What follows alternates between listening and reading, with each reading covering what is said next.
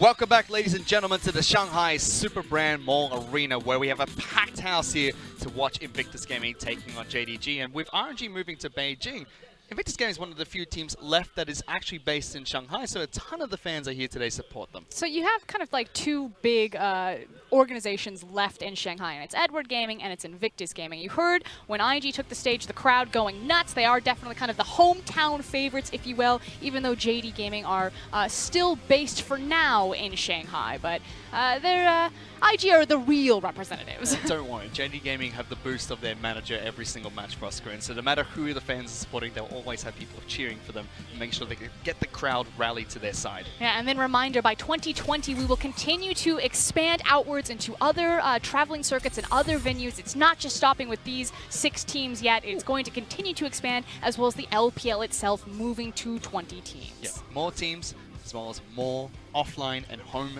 venues for the LPL.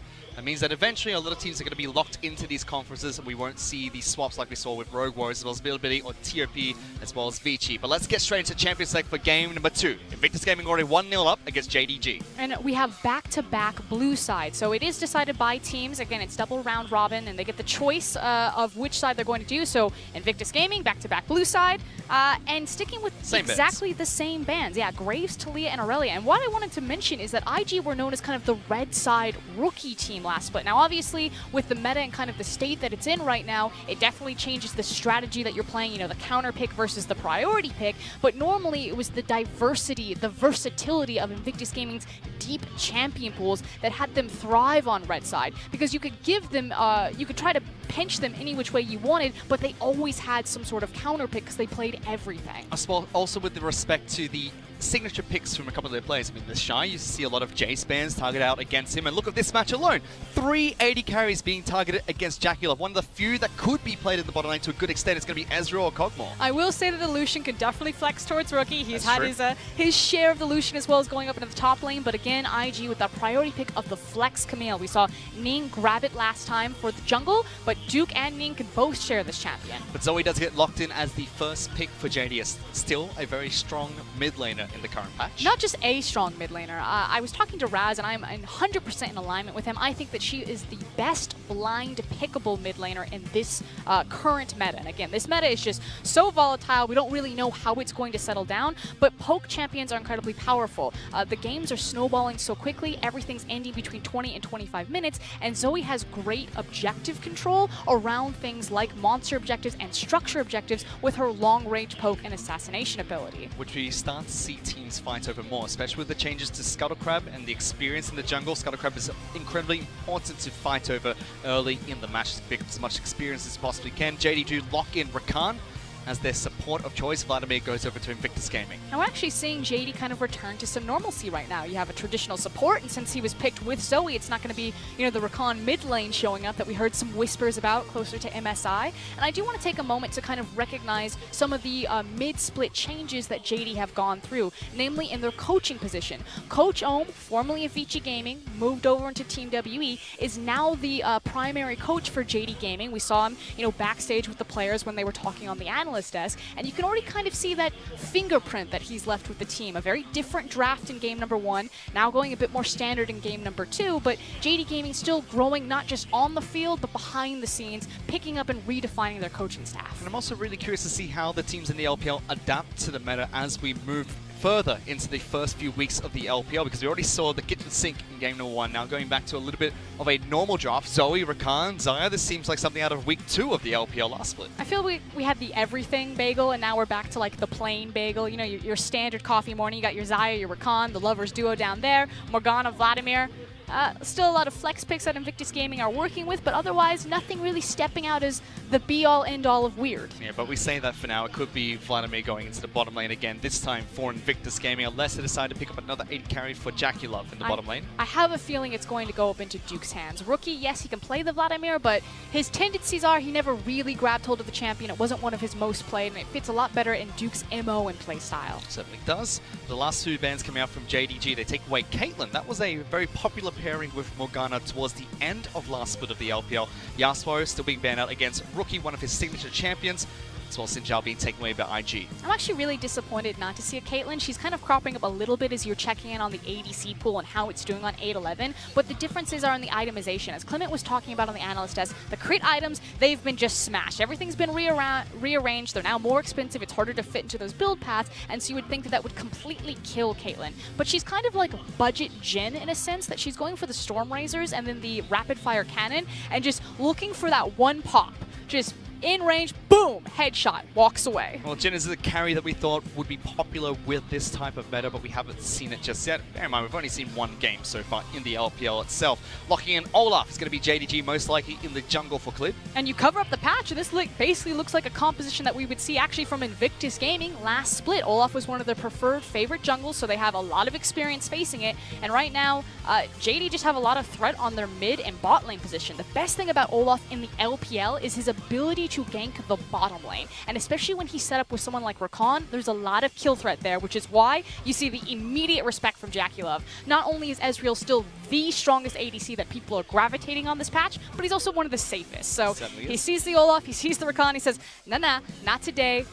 Black Shield and Arcane Shift, please. It's going to allow him to escape from those early ganks as well as any early pressure that could come out of JD, but we'll have to see if at level 6, when Olaf picks up his Ragnarok, that's when he starts to go really aggressive against these champions with good gap closers and good disengage abilities like Ezreal can chase him down. On was the final pick for Invictus Gaming. And I have been corrected. It is going to be rookies Vladimir instead of Duke's with that Ornn coming in. You talked about it last game. Duke much more known for his tank play with Invictus Gaming, whereas the Shy was the carry. And we've got another tank because it's Dr. Mundo. And Fish, I know you are a personal fan of Mundo. I love Dr. Mundo up in the top lane. He has now gotten 100% regeneration with his ultimate at rank number 3, but throughout all levels it has been buffed, and he's been terrorizing the top side of the map. There hasn't been a tank that can go toe-to-toe against him efficiently, especially with his effective health damage and wave clear defacts. What else do you want from this man? He is a madman. The thing about Mundo is that he's really a stat gate champion, that once his numbers get tuned to a certain point, the nature of his kit is just so oppressive. But specifically in this composition, and specifically with Zoe, because when I look at JD, the core for this is poke. He can throw some axes, but it's really about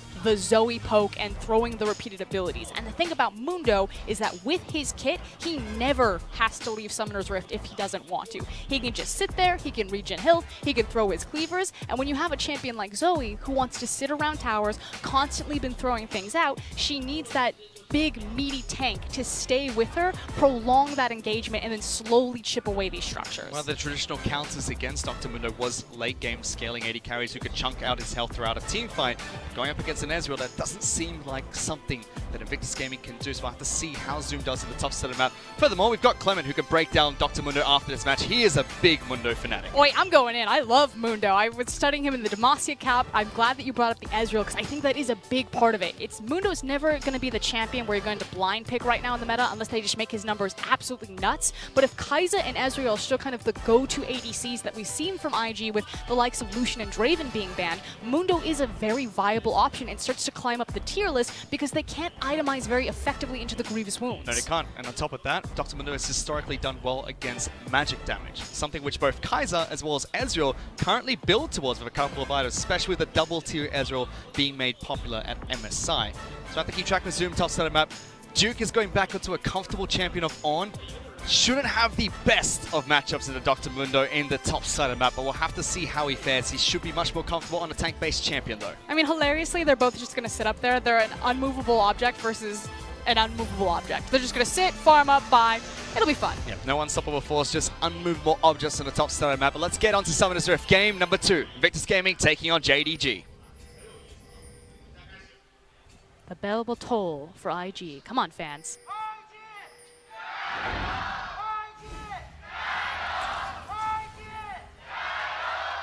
Jing Dong?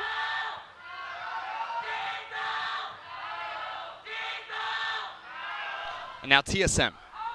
No. Oh, the it's RNG instead. This is the world that we're in now. The TSM chants have died. Disappeared. We For used to Royal get Never them. Give Up. We used to get them occasionally after the two teams chanted. I may have instigated it a couple of times as well. I'm completely fine with this world. But quickly, Keystone. So last game we saw an Electrocute Vladimir. This time around it's the Predator Vladimir. Again, kind of following up on the conversation that I had in the first game. Faker. I peeked in on his op.gg. I was curious what he was playing, what he was doing, and he was experimenting specifically with Vladimir. He's tried Conquerors, Predator, as well as Electrocute.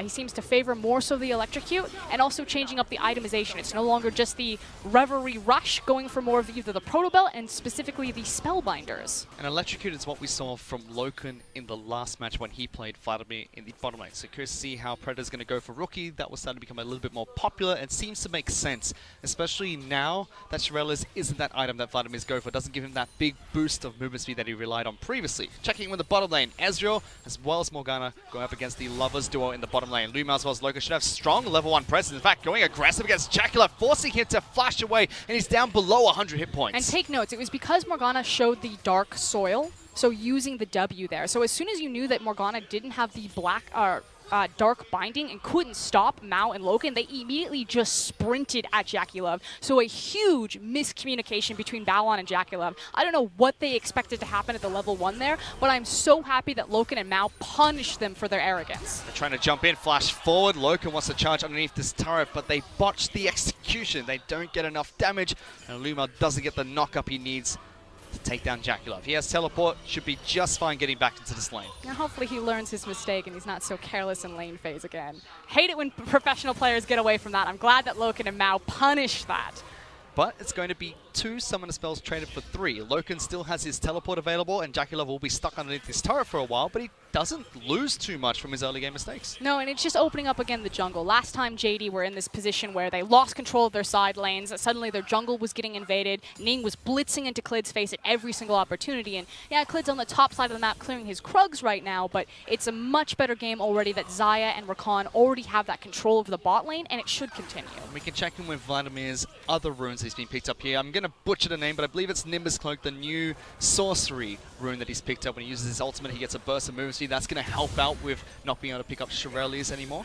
And you can already kind of see what his rune setup is trying to gear for him. It's the same type of style. You want to be able that you can blitz into these fights very quickly, lay down your damage, hit a lot of targets. And what you were talking about earlier is that he does need to do that a little bit earlier into the match, but it seems like with these two fairly traditional team compositions, he can sit back and scale the way that Vladimir is used to, but it's curious because it is Rookie on Vladimir, not Duke picking up in the top lane. It kind of eliminates one of the variables that we had about this meta, and where you don't just have the weird champions on, you know, these single item power spikes like the Storm Razors and just watching everything explode, but you still have kind of the other variables of the jungle changes in particular. You know, the fact that Scuttle Crab is still worth, I think, like 2,000% more than it ever has before, so a lot of these other resources, Baron having the changes done to it, so while, yes, I agree there's the possibility that maybe we see a more traditional, you know, 8.8 style of game where things are slower, there's still kind of these other factors in the jungle and the monster objectives that we need to keep our eye on. But besides the early aggression in the bottom lane, we haven't seen too much aggression from either team. Yakao is still pushing in against Rookie, trying to keep him underneath this turret. Top lane's just been a farm fest between Duke as well as Zoom. And jungle is just clearing their side of the map. We've seen both Scuttle Crabs go down nice and early, but no fights around Scuttle Crab this early into the match. Yeah, pretty much we've just kind of divided the map. Now that said, now that Scuttle Crab has both been cleared, it means it'll have a random respawn. If you haven't played the new jungle, that's what happens. It has a timer, 2 minutes pops up, you clear both of them, and then suddenly it picks what side of the map it's going to spawn on as bot lane. Very good damage going out against Loken. They get a redemption as well from Yaka on the mid lane, but there's Klid going for that bottom lane gank you were talking about. Balon's too far forward, and First Blood gets picked up by JD Gaming. And Balon and JackeyLove are just all sorts of out of it right now in terms of their laning phase. The fact that they were that far forward without the significant warding coverage up into that lane, especially with the speed that Klid has. Now, that said, even if Olaf hadn't shown up, he was probably going to be dead or at least burn the flash. Balan smartly saving his flash because Olaf did show up, recognized that he was 100% going to die no matter what, and retained the summoner spell. JD2 finally capitalized on the aggression they had very early into the match in that bottom lane. It is a Xayah being picked up, a carry that we didn't quite expect to be played on this current patch. Was known as a hyperscaling AD carry, relied on Essence Reaper as well, which has been changed significantly as well.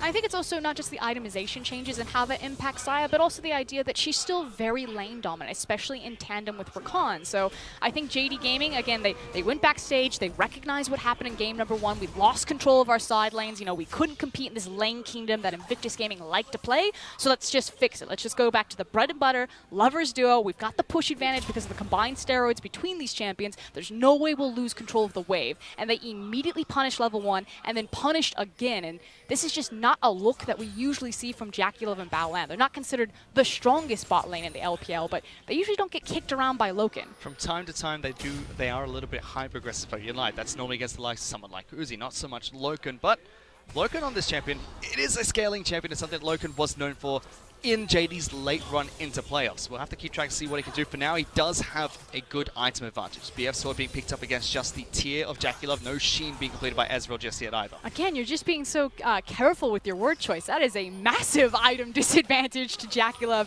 No battle stats on tier, and he's going to have to give up every single contested wave, which is now transferring into this jungle pressure. Klid's like, I've got the BF Sword, I've got the wave. Guess what? I've got your red buff. Yeah, trying to do what Invictus Gaming did to his jungle the last match. He takes red buff away from Ning, hits the level 6 as well, so Ragnarok is available for Olaf. And that's so much more punishing because now that there's less experience in the jungle, those buffs mean more, and then if you lose control of your river, you're unable to slingshot back in and get hold of the Scuttle Crab. So we'll keep our eye on the experience difference between Ning and Klid. Right now, both level 6, but if JackeyLove and Baolan continue to just give away the bottom side of the map, that can really start impacting Ning. Which, if you do take a look at your minimap, that seems to be where they traded sides of the map. Ning did take down Scuttle Crab, the first one to spawn randomly, whereas Klid used that time to work with his bottom lane push in and pick up that red buff for his team. But we will have to keep track of that experience. Ning is slightly behind, but has hit level 6 himself. So we talked about kind of this idea of lane kingdom for Invictus Gaming. A lot of our international fans probably tuning in for the first time. We're not competing with anything right now. We just had the MSI victory from RNG and might be curious about JD Gaming, kind of what their play style is. Again, we've talked repeatedly how they're a very young team in the LPL, not just in kind of their members, but also as an organization itself. And this split for them is really not just rebuilding, but frankly building what their reputation is. They're a very clean, kind of fundamental-based team. A lot of it does center around their mid laner Yagao, one of our newer stars, Chinese mid laner coming into the league, but they haven't really defined themselves in any sort of special characteristic or gimmick that a lot of our younger teams come into. They're just a very clean, stable, standard League of Legends playing team, and it's now a question of, with the experience of playing longer in the league, what are their true skill ceiling? I mean, the key thing that we pick out about JD all the time is the synergy between their mid laner as well as the jungle. Yakao as well as Klid, it always looks good. They sometimes have those unique strategies that they pull out. But that's about it. We haven't seen too much else from JD, and they do swap up their playstyle from time to time. We saw Loken going towards a hyper carry. He went aggressive towards players as well, was able to help JD take down their rivals as Suning and beat them to the playoff race last month. They remind me a little bit of Edward Gaming Light in that it's just kind of about the play setup. If you give them a lot of time, they're smart about reading the map. They can do some clever things with the Rift Tail about how they trade objectives. If you kind of force the tempo on them, because again, if our little baby teams are Suning and JD, Suning are much more of kind of like the baby Invictus Gaming. They're a bit more scrappier. They'll kind of go punch for punch with you. JD, they like to slow it down. They like to, organize their things, get it all in a row, and then execute on the play. But they've got a little bit of the Dignitas factor as well. Please stay They got as a lot far of away. The Dignitas factor. Stay as far away from Barrow Buff as you possibly can, JD, because that wasn't good for you last split. Yeah, JD Gaming are the worst Baron team in the LPL. The amount of games that we've seen them lose over Baron is just incomparable. I'll put it this way. I mean, they've had steals. They've had some great steals go up against them, good smite battles go up against them. Mako has stolen Baron from JD with Winter's Bite on Braum. Sometimes it just happens. Sometimes. Sometimes you die to Baron, and then you die to Rift Herald, and then you die in the bot lane. I mean, Raz knows that. But not like 4 to 5 times in a week. Raz is about to run over here, so let's... I love you, Raz. Someone get up here and make sure that Raz isn't trying to attack this casting table. Meanwhile, we have Ning trying to wait in the wings, see if he can collapse onto Yakao. No ganks going down the bottom lane just yet, but aggressive plays in the bottom lane. JackeyLove's going to get locked down. No Arcade Shift not available just yet, but Loken pulls back the feathers, picks up a kill in the bottom lane. Meanwhile, in the mid lane, that gank did go through. Baolan collapse, gets the Dark Binding, picks up the kill for IG. And you're starting to see, again, some of that youth, not just in JD Gaming, but also in Jackie Love, one of our superstars coming into the league, also very young. Knew that his support was going for a bit of a cheeky roll, maybe looking at Rookie's lane, stepped way too far forward and just got blown up by Mao. And he didn't have the best of players for Invictus Gaming. We talked about how with the Shine not playing for IG, with their clear built playstyle, Jackie Love's aggressiveness was exposed in the bottom lane, and he got chunked down time and time again. He said that he's going to rebuild, he's going to take that as a learning from that playoff, but so far still making those same mistakes. Me on the mid lane, that was just a clean gank coming out from IG. Yeah, the observer there really sparing as Baolan walks by and says, "Hold me, boys." The fadeaway Dark Binding. Just takes it. You know, he just wanted to kill. He thought it was Spike. They went for the classy observer, or replay, as opposed to just watching Ezreal get blasted bottom lane. But during that replay, we did see IG pick up Rift Herald for their team. Clid moves down towards the Dragon Pit, gets a Mountain Dragon for JD. The gold is still dead even 11 minutes into this match, not as snowbally as we saw from Game 1. And frankly, it's a trade-up, and it's not just a trade-up in terms of Rift Herald for Mountain Dragon, but particularly in what happened in the mid lane. Yes, Rookie didn't get the kill, but they burned the flash on Zoe, and Camille's ultimate is going to be up far before Zoe's flash is, so Yagao knows that the next time that cooldown is available, he has a massive target on his head. So suddenly you see JD pouring all of their resources around this mid lane. They've got so many people moving towards the red side of the jungle. Zoom, we saw he was up against a Banner of Command earlier. He had the minion dematerialize to deal with that nice and quick. So teleport is available for JD to move down to this bottom if they want to pour even more resources. In fact, Duke, he's trying to move down the river to get into this fight if one does take place. But IG do retake the red side of the jungle. Red buff is going to be secured for Ning. And a lot of that power is frankly lost because Yagao doesn't have his flash. Yeah, they wanted to try to force the issue because, again, they still have control over the bottom lane, possibly, but they feel that Invictus Gaming, they had good back timings right now. You saw that the Ornn, like you were saying, kind of disappeared from the top side of the map, and don't press the issue, which is very different than what we saw in game number 1 when it came to that dragon fight. JD were like, let's just roll the dice and see how it turns out. Invictus Gaming challenged them, they lost. So already learning some of the lessons from game 1 and continuing to evolve in game 2. But a much slower paced game in game number 2. As you mentioned, yes, they're evolving and learning and trying to adapt to the opposite team's playstyles, but it's not something we quite expected moving into this meta. We expected very fast early games, very fast mid games like we saw in the last match, and very early finishes before 30 minutes. Seeing that these two teams, they're very comfortable with sitting back and scaling for the moment. And it goes to show the strength of Invictus Gaming, the fact that they could play both styles, whereas frankly JD really failed in game number 1 with trying to use their gimmick style. So I like the fact that they're going back to kind of comfort, still taking the series very seriously, but also you're against IG. Chances are this series was going to be an uphill battle anyway. They have looked good so far in game number 2. They tried to put up a fight and had some unorthodox strategies in game 1. Didn't work out for them, going back to the drawing board, changing things up. Whereas IG now going to try and push for a mid lane outer turret. Duke, as well as Ning, are collapsing into this mid lane. Rift Herald has spawned, going to chunk away at this turret with a full health charge, taking down fairly low. Ning gets hit by the Sleepy Trouble Bubble, and is not able to continue with this push any further forward, but they do get good damage onto the structure. And it's also a good reaction from Loken and Mao. Invictus Gaming being very cautious. Yes, they pulled Duke to see if they could try to force the issue, and I have no doubt that if Rakan and Xayah hadn't started rotating, that they possibly would have felt comfortable. Uh-oh. So hold on. Good night, Ning. Takes some damage. Ignite is ticking. Hextech Protocol goes in, but cleared! Ragnarok! Thor brings down the lightning, gets a kill for himself, and Rookie is suddenly caught as well. Vladimir used the Sanguine Claw, but he's not going to get away. Double kill being picked up by Clid.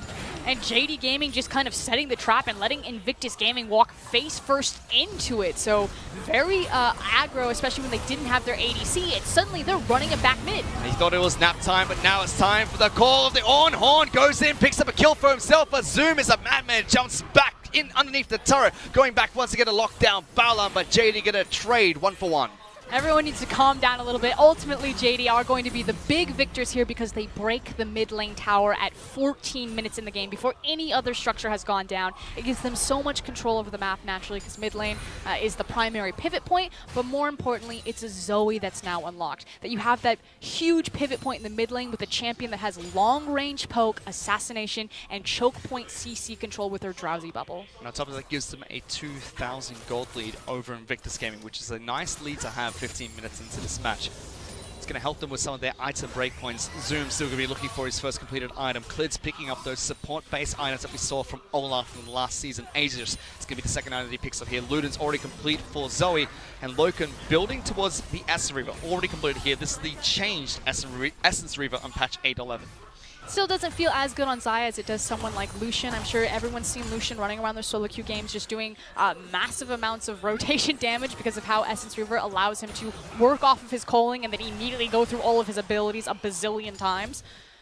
Xayah, still a bit more standard in terms of how she's going to build, but feels good nonetheless. It is nice to have. Not the best item for Xayah, whereas Ning, he thought it was a nap time here for Oscar. Ning's had a weird series is what I'm going to say.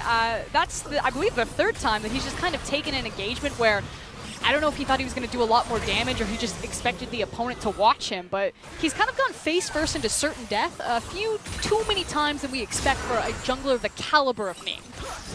But it was a good guess coming out from Yakiao as well, predicting that people would be in that rush. He was greeted with a nice and lovely present from Ning, jumping over to give them the kill. And the follow through from Rookie as well. IG also lost the mid lane turret, lost another pick onto Duke when they dived the turret there too. But now JD are going to try and push for more advantages. Lumao jumps away, gets away from multiple crowd control and engages from Invictus Gaming. And what they're doing is they're prepping the mid lane, and so now Yagao, since he's cleaned up the CS, can also start rotating down. JD have made it very clear to Invictus Gaming that bot tower is going to fall. They're going to force the issue, take everything that they can from the jungle, and this is kind of the turning point for IG. If they continue to give ground here, where do they decide to draw the line in the sand? They don't need to be sneaky about it anymore. Last time we saw them trying to move towards the bottom side of the map, they made sure to place down the control wards, swept away every ward that Invictus Gaming had in their side of the jungle.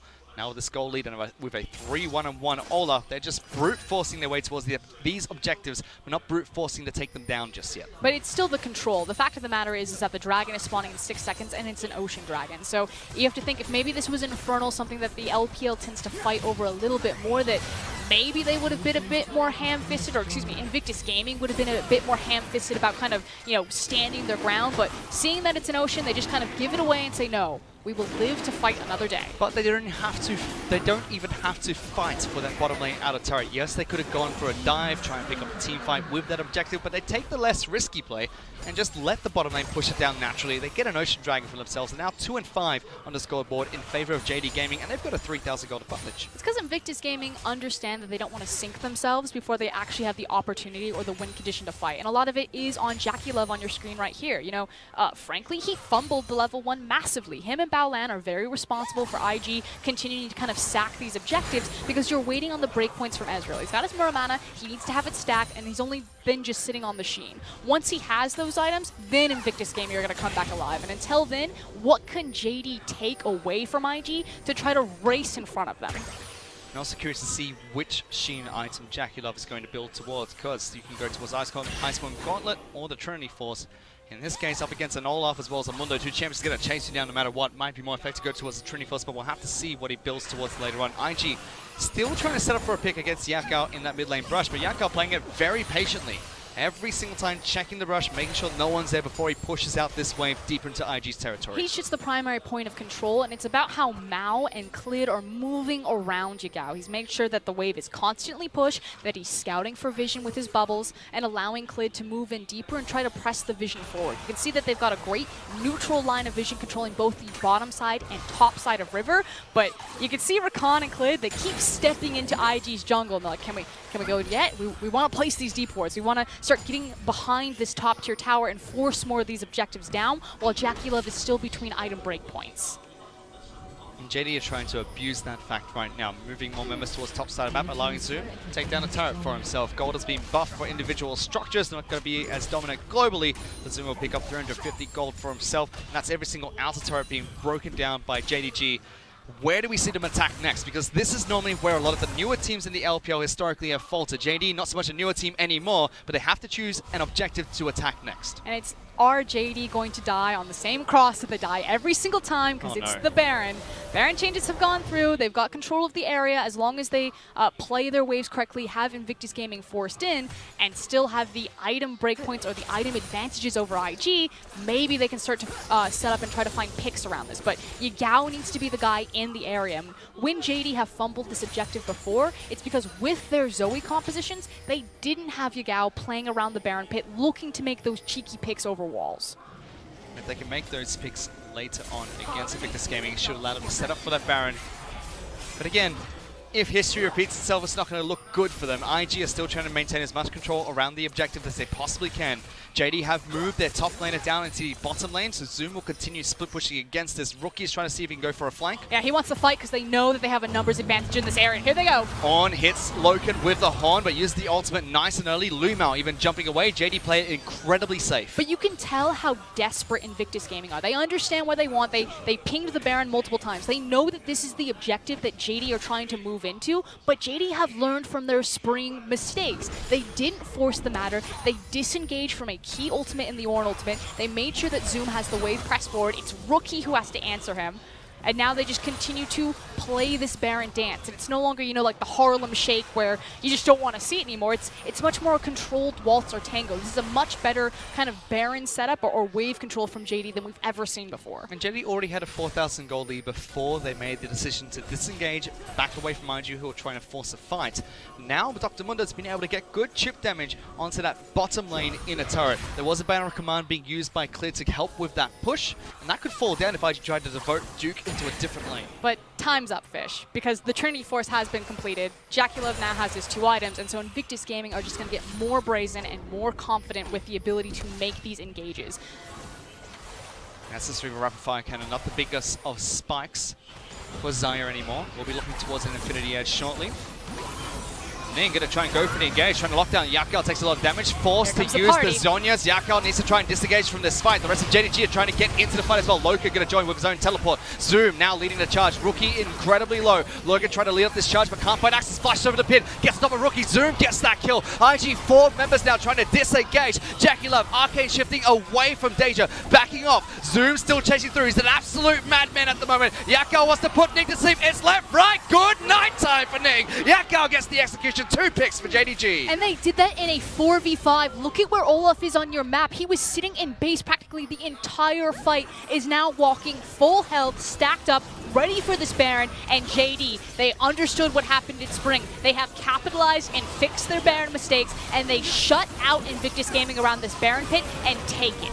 IG not only going to devote, they're not going to devote anyone towards this Baron either. Picked up by JDG. IG pushed for a mid lane out of turret, but that's all they get. JD break open the game with that team fight. Now they have a 6,000 goal lead over IG with 3.5 minutes of Baron buff to work with. Kind of tried to twist Invictus Gaming's arm in game number 1 with a weird comp back to standard, and JD playing it clean, and this is what they are good at. Now, a lot of this was a very prolonged fight, playing around vision. Invictus Gaming not quite having all of the wards they needed to spot out this teleport as Loken's going to join the back of the fight, but also just not synced up with Ning. The fact that he's forced to flash defensively, Rookie then flashes offensively, Zoom then comes in, we get to see the new Mundo in all of his glory, and he basically just runs a train on IG. Nothing can stop Mundo. He separated the fight, and then Duke is now 2v1 by himself and tanking for no one.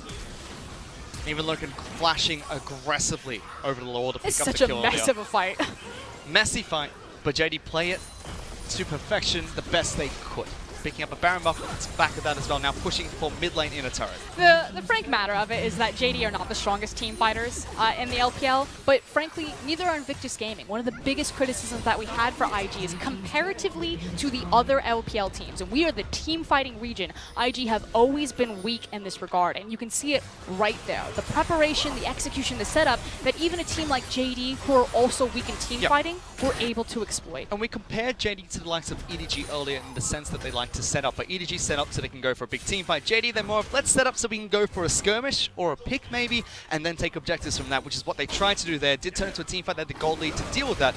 And IG, we criticized them before against the exact same team, Edward Gaming, where they were 10,000 gold ahead during the regular split, and they lost a team fight against EDG 5-on-5, a fight that they started as well. So we criticized them for the team fighting. prowess, I can't really say. Their inability to team fight from time to time, still a very strong team, but when they can't be this aggressive squad, when they're not the attackers in the game, it seems like it's a little bit difficult for Invictus Gaming. They're up against a squad of JD, sieging up mid lane inhibitor turret, bottom lane inhibitor turret, top lane waves pushing and slowly as well. Zoom, he's going to take this down by himself. And I wish we had more time to kind of talk about the intricacies of what makes a good team fighting team versus a poor team fighting team, but I have a feeling everything's about to explode because JD are continuing to push it, and here comes the bounce house. IG, they try to force a fight. Yakal takes some damage, but Zonya's going to keep him alive at half health. Rookie, he's already gone, obliterated at the start of this match. Loken even moving forward. IG trying to get to the backlines, but Yakal stays alive again, locked down by Nick. How is Zoe still alive? It seems impossible, but Yakal somehow done it. IG only up their top laner left alive, but not anymore. Loken gets the final kill. The ace for JD. They're going to equalize this game. And fancy footwork from Yagao. I'm glad that we got to see it on motion because part of the reason why Invictus Gaming failed to teamfight appropriately is because they don't hit key members with key abilities. Yagao dodged the Ornn ultimate, sidestepped all of these abilities, stayed alive the entire fight, and keep JD alive in this series. And he said JD are trying to rebuild their team, rebrand their team, and become the best they could possibly be. A win over Invictus Gaming in this best of 3 series would be a great start. IG, it could be the curse of their first game repeating itself here. They lost against RNG during game 1 of Spring Split, and now opening match against JD, they're going to match point. Stock standard compositions from both teams. You wouldn't know that this was 8-11 if you looked at it. And JD just frankly were the cleaner team. They played around the objectives better. It was Jackie Love and Balan that I feel really snowballed everything out of control initially on that poor level 1. It bled into Ning's jungle. They lost control of the bottom side of the map. Objectives started falling. The gold lead started snowballing. And then it turned towards the Baron. We got to see Zoom get a bit more control of his lane as well. The gameplay against Aatrox didn't work out too well for Zoom. Duke was able to shut him down, lock him down underneath a couple of his turrets. This time, tank against tank, Zoom was incredibly comfortable and was able to take it to Duke in the top lane. Yeah, and it's the ability for JD to recognize and capitalize on what happened in game number 1. You know, they lost control of their side lanes. They didn't have winning lane matchups. They basically just got their shit kicked in by Invictus Gaming, but they've now fixed it. Back to the drawing board, tank versus tank matchup, prioritized the Xayah and Rakan in the bot lane to make sure that they had the pushing lane, and suddenly they find so much success. So again, the fingerprint of Coach Ohm very clear on JD Gaming. And you said that JD had to change a couple of things about their champion select from game number 1. I expected a couple of champions to be changed here and there, and still some of the kitchen sink being thrown in by both teams, but both rosters just say, you know what, we're not going to adhere to this 8.11 Clown Fiesta. We're going back to standard. And did you expect that coming out there? Because it's completely different. Well, I expected that JD Gaming might try to go and experiment a little bit more, but I'm glad that they can taste that they can win this series. If you're going to hit IG, you hit him now. And they'll be trying to take this one down as they go to match point. For now, let's send it back to the analyst desk. Thank you so much, Fish. And guys, I want to open up with this statement. Was that the real start of this series, yes or no? No. No, I think the experiment counts. It's 8.11. You can't point that out, but we have to welcome Jing Dong. I have to apologize to you guys. I thought you guys couldn't lane with IG. I was wrong. Welcome to Laning Kingdom for both teams. And also, you can't rewrite history. Game 1 happened, all right? Calm yourself. I will say, though, you're right about the whole Lane Kingdom thing. We talked about it going into the set, about what are JD good at. Like, what is their identity? Are they team fighting? Are they strong in lanes? And while their composition here really worked well for them in the laning phase, they immediately buffed up their bottom lane. So that was the first thing that we really wanted to see, was their bottom lane having a stronger 2v2 and push. They got that for themselves. Same thing happened mid lane and top lane. So it felt like every lane was incredibly good when it came to lane matchups, and they played well to those lane match, immediately pushing the Ezreal bottom lane from Baolan and Jackie Love around. Exactly. If we look at the compositions right here, I know, Clement, you were talking to me and you were saying that JD's composition very reliant on certain conditions. It felt like those conditions were met, though, given that they won the game. Exactly. There's 2 big points from both sides, and I think both sides, they need to have a good jungle. If you look at IG, they lack damage outside of Camille. The Camille really needs to get that Triforce going on early in the game. Ezreal has been nerfed quite a bit, and for Jingdong, they actually need Zoe and Olaf to snowball. If that doesn't snowball, they lose.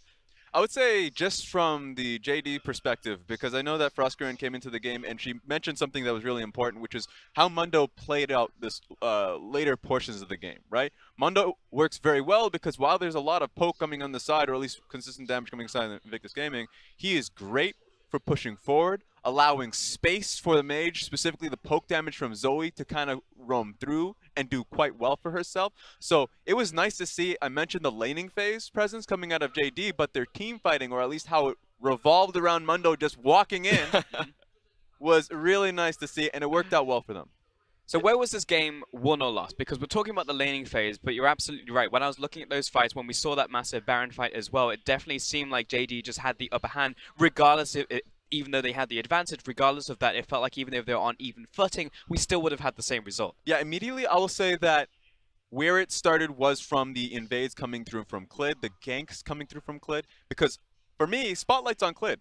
Clid as a jungler, last split, performed poorly. I'm just going to say overall he performed poorly. Goal difference at 10 minutes was actually incredibly low, last in the league, or at least from jungler's side. So before the 10, or at least after the 10-minute mark, it's usually JD coming in team fights. If Clid's on the team and he would do quite well from them, he was fed this game.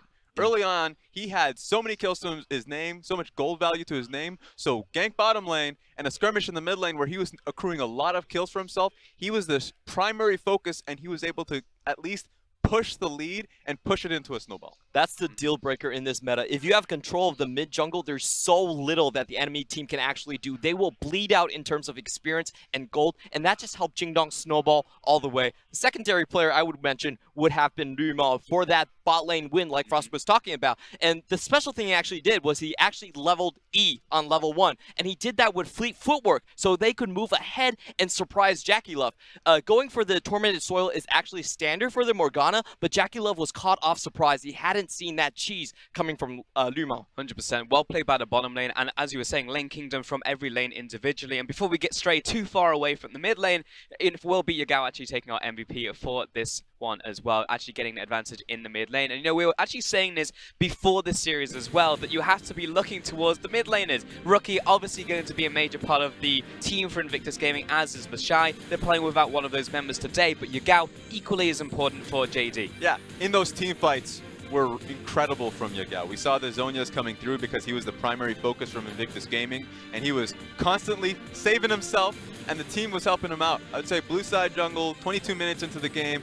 You know, if you're a YouTube viewer, turn that back because that was beautiful to watch, just to see when Mundo came back into the fight. That's when Zoe re-entered the fight. Sleepy Trouble Bubbles all around, being able to catch out the Camille as well. I'm going to slap you in the face, apparently. So really well played in a lot of these team fights coming out of Zoe. But here's the rub, because we saw this second game and we went back to old school. You were predicting new school. Eventually we got the old school coming out from JD. But now that we've seen this now go to 1-1, and it seems like if you're playing on an even playing field, if JD is playing old school and Invictus Game is playing old school, you know what I'm about to say. Does JD take this series? Yes or no, Clement? Ooh, I actually think that JD will, just because of the synergy they have between jungle and mid. And this is something IG has always been lacking. Ning, while good with other parts of the map, has always been very suspect with Rookie in terms of the 2v2. And we saw this happen multiple times just today with Ning overstepping and getting himself killed.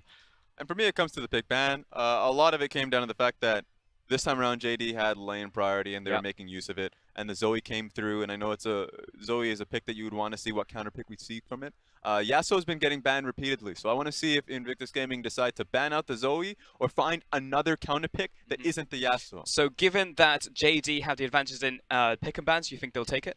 I think Invictus Gaming will take it this time around. So I think they'll have the response. I'm not too sure. I think it'll be the Karma mid going up against it. There are still a few answers for the Zoe. Clement, final thoughts before we go to break. Well, they better ban the Zoe because Yagao still has the highest record of damage share for a single game at 58.2% on Zoe. That is no joke. He is the most dangerous Zoe we have in the LPL. All right, well, there you have it. It seems like the Death Things JD is going to take this 2-1. We'll see if that actually happens in reality. We are going to take a quick break. When we get back, we'll be in our final game between Invictus Gaming and JD Gaming.